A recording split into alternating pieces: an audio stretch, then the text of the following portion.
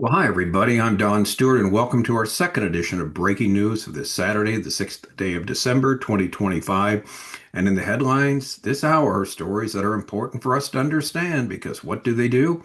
Well, they do what we see here every single day. They support what the Bible has to say, what our world is going to look like in the last days of this age before the second coming of Jesus Christ and the many events Scripture says will precede it. So let's look at them. First of all, from I-24 News, this is an exclusive from them, by the way. Donald Trump is going to unveil the Board of Peace on December 15th amidst Israeli concerns over Hamas disarmament. Then we have this story, a disconcerting one from Israel HaYom. Trump weighing shift to phase B of the Gaza plan before the return of the last deceased hostages, Ran Gvili. Let's hope he doesn't try to do that. From Times of Israel, the Qatari Prime Minister says Gaza truce cannot be considered a ceasefire until Israel leaves the Strip. Absolute nonsense, of course. And then two sad stories about America. First, from Answers in Genesis. University of California mandates general ideology training for students, mandated before you can register for classes. We'll talk about that. And then from Fox News, highbrow New Jersey suburbs high school launches Socialist Club with Karl Marx imagery. All right, as we said, these stories continue to support the biblical position of what our world is going to look like, and it's right on the mark as we see. All right, let's look at these stories. First of all, headline number one from I-24 News.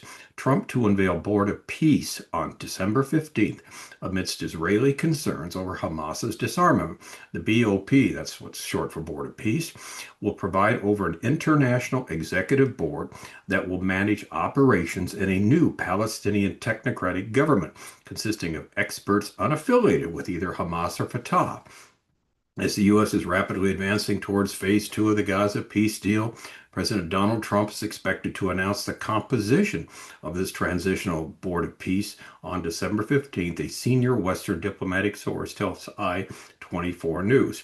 Now, he's going to chair this high-level council, and it's going to oversee the temporary governance of Gaza and supervise the reconstruction funding and prepare the groundwork for the eventual handover to this mythical reformed Palestinian Authority, a group that does not exist and never will.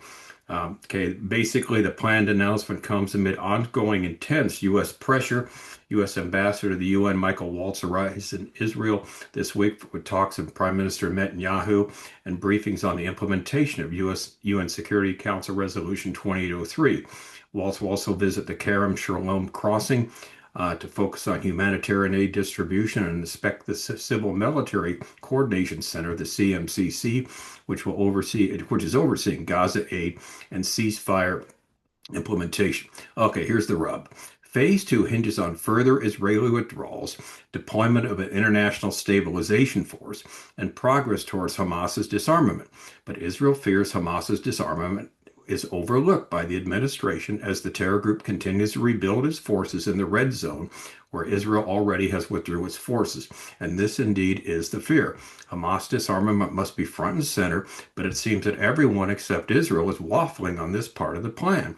Also, the International Stabilization Forces, ISF, has not even got off the ground, much less they're going to be some type of objective governing body that's going to be put together, a governing body that will be from some reformed Palestinian authority. This is all nonsense. There does not seem to be any way this plan can be followed through as originally planned, as originally laid out by Donald Trump. And yet these three things need to happen. The stabilization force has to be there. Israel has to basically move its troops out of the way, and the Hamas will have to disarm, and then some type of governing body from Palestinians who are not affiliated with Hamas or Hezbollah or the Palestinian Authority will somehow magically appear and be able to govern Gaza. It's not going to work. And almost every right-thinking person is saying this.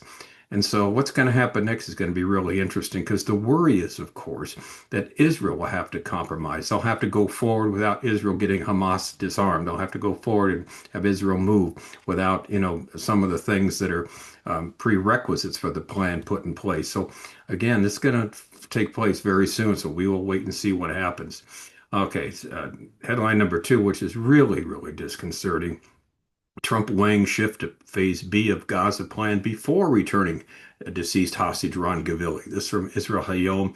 Sources say the administration is applying heavy pressure as Netanyahu insists Hamas must first return all deceased hostages. Washington aims to launch Gaza reconstruction by March 2026. A source familiar with the detail told Israel Hayom on Saturday that U.S. President Donald Trump is considering announcing a move to Phase B of his Gaza reconstruction plan, even before the return of the last hostage remaining in Gaza, that's Staff Sergeant Ran Gvili. According to the source, the administration is applying heavy pressure on the matter, while Prime Minister Netanyahu continues to insist that Hamas must fulfill its obligation to return all the hostages as required in Phase A of the agreement. Netanyahu's office did not respond to Israel Hayom's return request for a comment.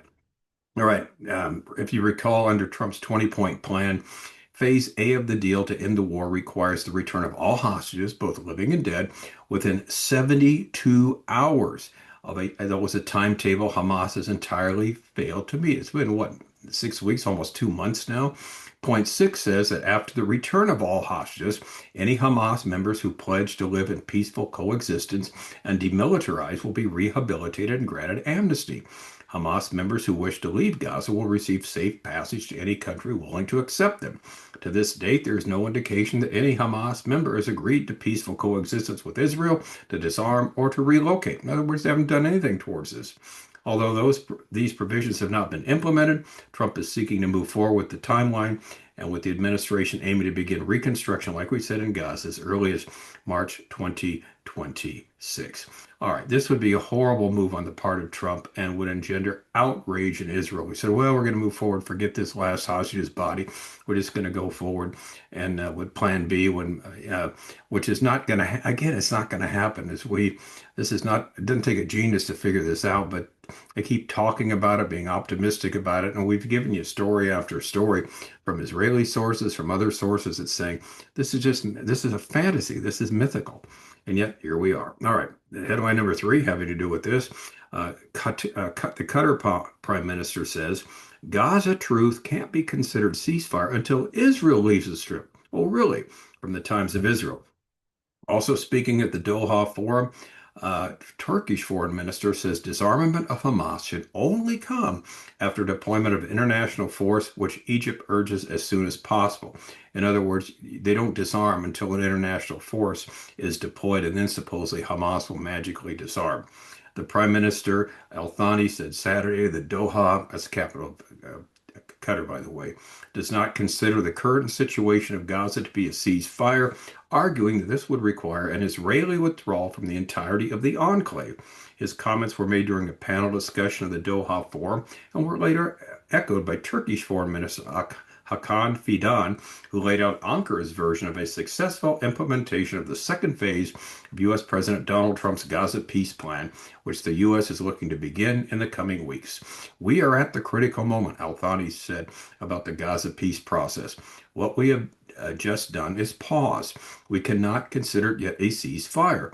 A ceasefire cannot be completed until there is a full withdrawal of Israeli forces.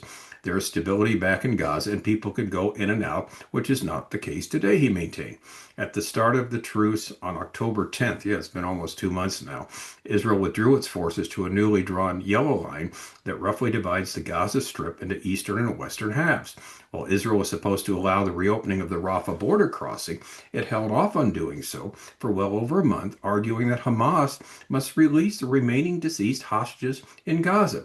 The body of slain police officer Ran Gvili is still held in the Strip. 2 comments from readers of this article say it all. The Qatar Prime Minister has the ceasefire conditions backwards. It's Hamas, Islamic Jihad, and all other aggressive Jewish haters that must leave Gaza to secure the ceasefire! Exclamation point. And someone commented on his comment. He doesn't have it backwards. He speaks for Hamas. He certainly does. Hamas, has Qatar and Turkey in their back pockets, and yet there's supposedly these objective sources that are trying to work out this deal. And notice Israel has to withdraw, and then the ceasefire can move forward. No, no, no. that's not how it works. All right, now, two stories from America that shows how far we have gone down as a country where it's basically getting unrecognizable. First, the University of California mandates gender ideology training for students. This is from Ken Ham and Answers in Genesis. Is calling a transgender person by their dead name or objecting to a man in a woman's restroom sexual harassment? Well, the University of California thinks so, and they're trying to make sure all of their students also think so by including such ideology in mandatory sexual harassment and anti-discrimination training.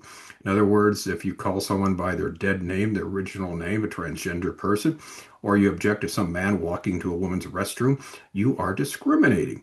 This training called SHAPE, Sexual Harassment, Anti-Discrimination, Prevention, and Education, is a prerequisite for registering for classes at several University of California campuses, including UC San Diego, UC Santa Cruz, UCLA, UC Berkeley, and UC Irvine.